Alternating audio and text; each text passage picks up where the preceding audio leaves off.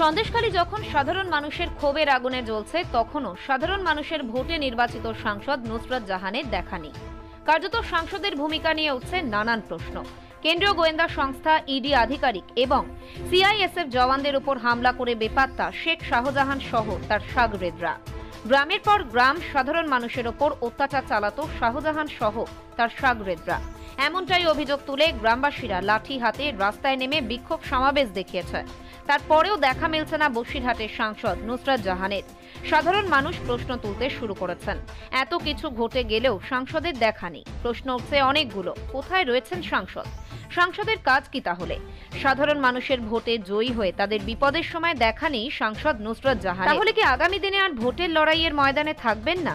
আর যদিও বা থাকেন, তাহলে সাধারণ মানুষ কি থাকবেন এই অভিনেত্রী তথা সাংসদ নুসরাত জাহানের সঙ্গে? সেটা এখন লাখ টাকার প্রশ্ন।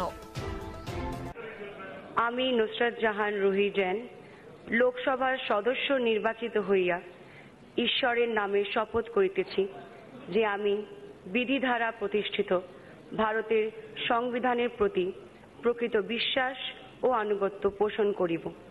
আমি ভারতের সার্বভৌমত্ব ও সংহতি রক্ষা করিয়া চলিব এবং যে কর্তব্যভার আমি গ্রহণ করিতে চলিয়াছি তাহা আমি বিশ্বস্তভাবে নির্বাহ করিব। জয় হিন্দ, বন্দে মাতরম, জয় বাংলা। Thank you.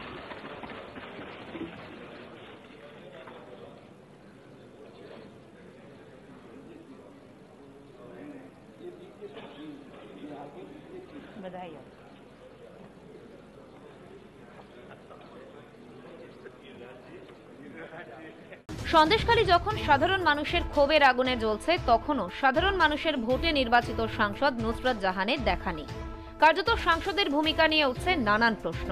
কেন্দ্রীয় গোয়েন্দা সংস্থা ইডি আধিকারিক এবং সিআইএসএফ জওয়ানদের উপর হামলা করে বেপাত্তা শেখ শাহজাহান সহ তার শাগরেদরা। গ্রামের পর গ্রাম সাধারণ মানুষের ওপর অত্যাচার চালাতো শাহজাহান সহ তার শাগরেদরা। এমনটাই অভিযোগ তুলে গ্রামবাসীরা লাঠি হাতে রাস্তায় নেমে বিক্ষোভ সমাবেশ দেখিয়েছে। তারপরেও দেখা মিলছে না বসিরহাটের সাংসদ নুসরাত জাহানের।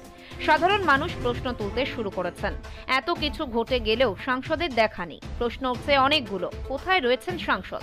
সাংসদের কাজ কি তাহলে? সাধারণ মানুষের ভোটে জয়ী হয়ে তাদের বিপদের সময় দেখা নেই সাংসদ নুসরাত জাহান। তাহলে কি আগামী দিনে আর ভোটের লড়াইয়ের ময়দানে থাকবেন না? আর যদিও বা থাকেন, তাহলে সাধারণ মানুষ কি থাকবেন এই অভিনেত্রী তথা সাংসদ নুসরাত জাহানের সঙ্গে? সেটা এখন লাখ টাকার প্রশ্ন। আমি নুসরাত জাহান রুহি জেন লোকসভার সদস্য নির্বাচিত হইয়া ঈশ্বরের নামে শপথ করিতেছি যে আমি বিধি দ্বারা প্রতিষ্ঠিত ভারতের সংবিধানের প্রতি প্রকৃত বিশ্বাস ও আনুগত্য পোষণ করিব।